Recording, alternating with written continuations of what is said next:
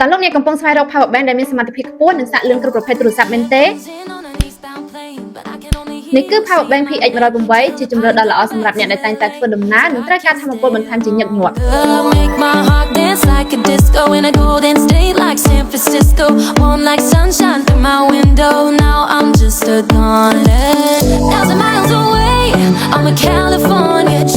ជាមួយនឹងសមត្ថភាពធំ 30,000 មីលីអាំពែម៉ោងអ្នកអាចសាកទូរស័ព្ទបានច្រើនដងដោយមិនបារម្ភអស់ថ្មជាមួយនឹងកម្លាំងបញ្ចេញខ្ពស់ 22.5 វ៉ាត់អ្នកអាចទទួលបានការសាកលឿននិងមានប្រសិទ្ធភាពសាកបានគ្រប់ប្រភេទទូរស័ព្ទមិនថា iPhone ឬ Android ក៏ដោយមានខ្សែភ្ជាប់ស្រាប់ងាយស្រួលភ្ជាប់ទៅទូរស័ព្ទមិនចាំបាច់យកខ្សែបន្ថែមមានការទទួលស្គាល់ដោយអន្តរជាតិដូចជា CE, FCC និង C 3 ដងបច្ចេកវិទ្យាសាកលឿនសំខាន់ៗ 1. Super Charge បច្ចេកវិទ្យាសាកលឿនដែលផ្ដល់ថាមពលខ្ពស់ក្នុងរយៈពេលខ្លីសាកទូរស័ព្ទបានលឿនជាងសាកធម្មតា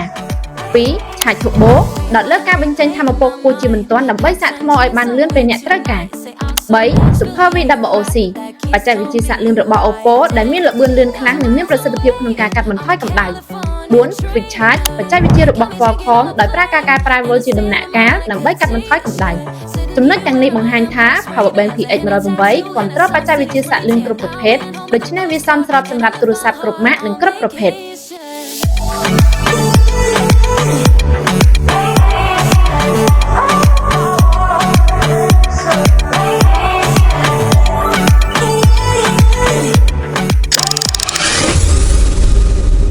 Fawning, Cambodia.